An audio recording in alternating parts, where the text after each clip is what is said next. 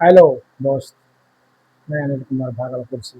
आज मैं आपके सामने प्रस्तुत कर रहा हूँ घोड़ा कैसे गुलाम बना। किसी जंगल में एक घोड़ा था। वो बार बार कोशिश करता कि हिरण से दौड़ में जीत जाए। बहुत कोशिश करने पर वो सफल न हो पाया।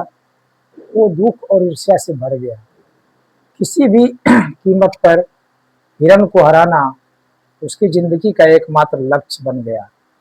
किसी ने उसे सलाह दी कि तुम आदमी के पास जाकर सहायता मांगो, वो बहुत बुद्धिमान है, कोई युक्ति बताएगा। घोड़ा आदमी के पास चल गया और अपनी समस्या बताई। आदमी ने एक क्षण सोचा, फिर बोला, अरे तुम दौड़ते समय दूर रहोगे, मैं कैसे तुम्हें मदद करूंगा। ऐसा करो, मुझे अपनी पीठ पर बैठने दो, तो शायद मैं कुछ कर सकूं। घोड़ा मान गया।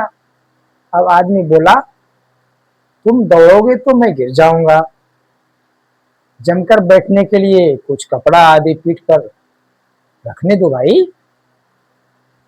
घोड़ा मान गया। आदमी बोला, तुम्हें कैसे बताऊंगा कि किधर मुड़ना है, तो नाक में रस्सी बांधने दो। ईर्ष्या से पागल घोड़ा वह भी मान गया। तय दिन घोड़ा और हिरण की दौड़ शुरू हुई। आदमी घोड़े की आदमी घोड़े पर जीन लगाम के साथ बैठा था। उसने एक भाला भी ले रखा था। क्या ले रखा था? भाला ले रखा था। आदमी ने घोड़े को उकसाने के लिए अपने पैर की एड़ी से उसे खूब गुदगुदाया। घोड़ा पूरी तेजी से दौड़ा और हिरण के पास पहुंच गया। जैसे ही आदमी को मौका मिला, उसने भाला फेंक कर मारा, जो हिरण को लगा और वो मरकर धराशायी हो गया। अब तो घोड़ा बहुत खुश।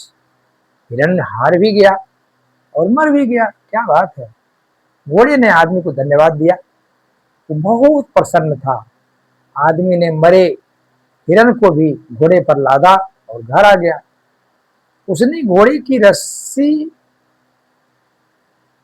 एक खूंटे से बांध दिया और घर से चने के दाने और घास लाया, पानी लाया। बोला, घोड़ा भाई, आप थक गए होंगे, थोड़ा विश्राम कर लो। थोड़ी देर बाद घोड़ा बोला, मुझे खोल दो, मुझे घर जाना है। आदमी बोला, दो एक दिन और रुको। वो घोड़े को खिलाता पिलाता, उसकी मालिश करता और ऊपर सवार हो घूमता, पर उसने घोड़े को छोड़ा नहीं। धीरे धीरे घोड़े को समझ में आ गया कि मैं फंस गया हूँ।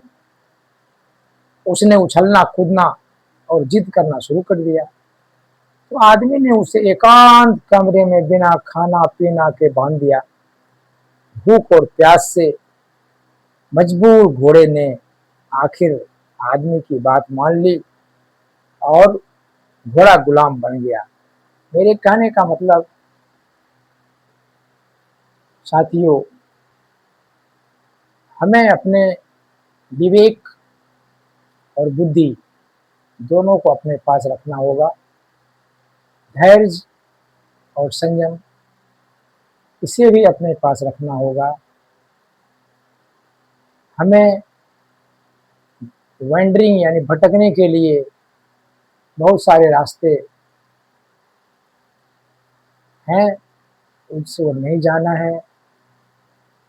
हमें अपने मार्ग पर अटल रह करके धैर्य के साथ अपने कार्यों को बखूबी करते रहना है। अभी लोकतंत्र का महापर्व काफी नजदीक है। आचार संहिता लागू है।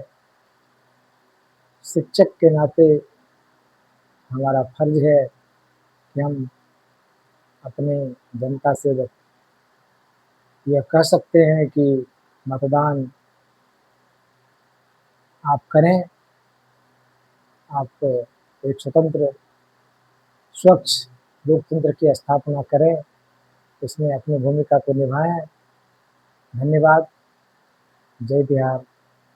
जय शिक्षक संघ, जय नियोजित, जय सभी कोटि के शिक्षक।